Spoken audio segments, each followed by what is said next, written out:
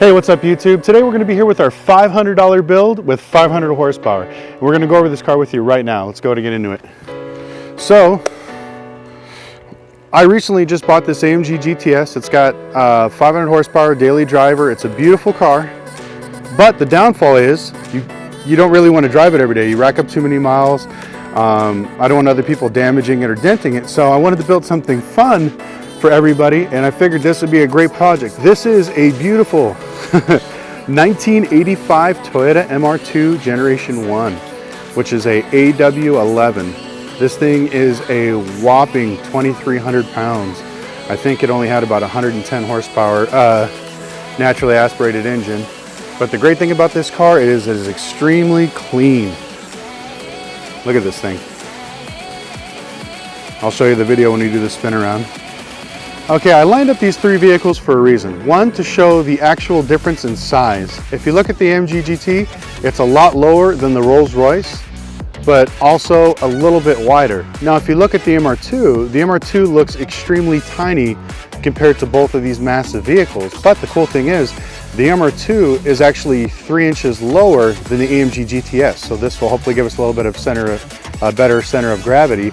It is about 8 inches less in width, but we're going to fix that with putting about 10.5-inch rear wheels in the back and adding a flare in the back. But like I said, trying to keep the outside of the MR2 looking as stock as possible. But if you look at this Rolls-Royce Wraith compared to the front of the MR2, I mean, it's just amazing on how different these cars have came. Give you a little view there. And then also, when you're doing the size comparison to the MR2, we lined up the center hub with the center hub of the Mercedes. These are both lined up, but the Mercedes is about 8 inches longer in the front than the MR2.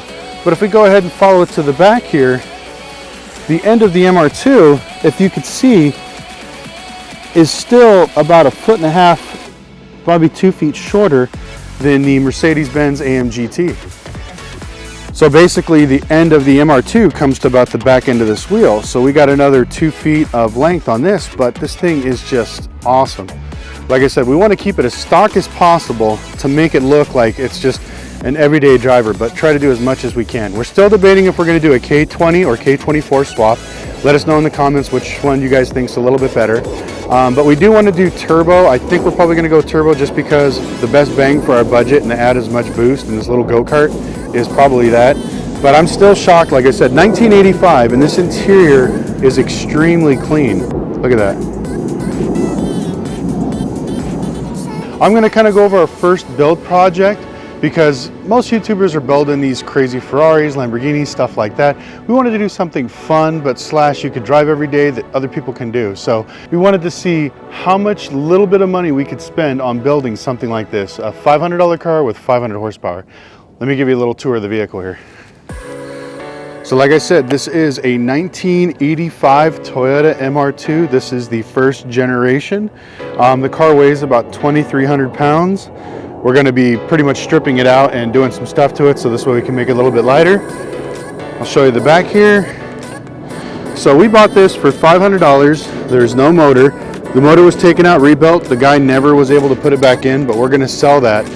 We're actually going to do a K-Series turbo swap on this car.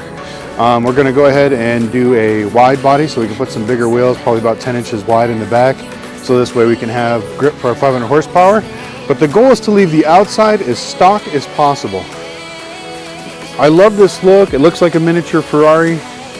It's very cool, believe it or not. When we were towing this back to the shop, we had tons of people looking at us, giving us thumbs up. I mean, you can't do anything but look at this car and just smile. It's hilarious.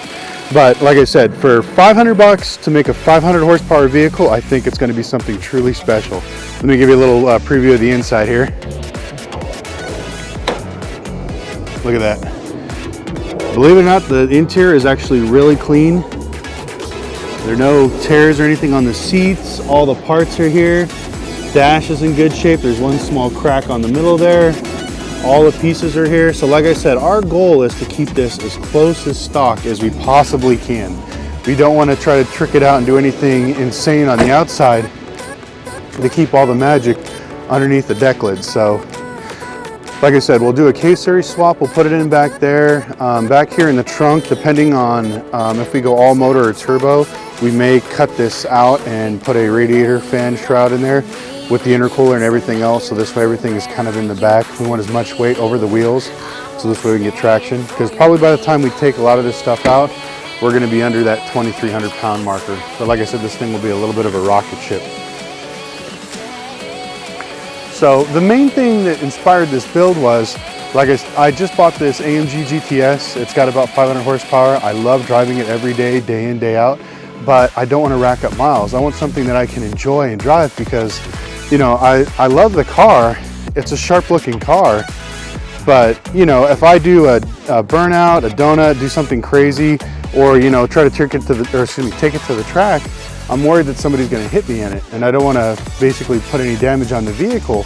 But for something like this, I can drive the hell out of it, drive it like you stole it, drive it till the wheels fall off, and nobody cares. And the cool thing is the K-series is very, very inexpensive. The one we're looking at right now is about 500 bucks for the whole swap. It's out of a CRV, I believe. So it's extremely cheap, it's very affordable, and I think it'll be something great for the channel for our first build. Okay guys, with any build, you want to make sure you go through everything first just to kind of get your grocery list. Don't get ahead, don't start buying parts. I want you to go through the entire vehicle just to see what you're working with and take a few days and think of your options. So I know the first thing is we're going to be keeping a lot of the factory suspension stuff. The only thing we're going to be changing over is the coilovers. So we're going to go ahead, we're going to put it up on the lift. We're going to go through the underneath suspension, make sure that all the bushings and mounts are good. We are going to rebuild the calipers and put new brake pads and rotors because I don't know why too many people do this, and I'm going to actually turn the camera around so you can look at me.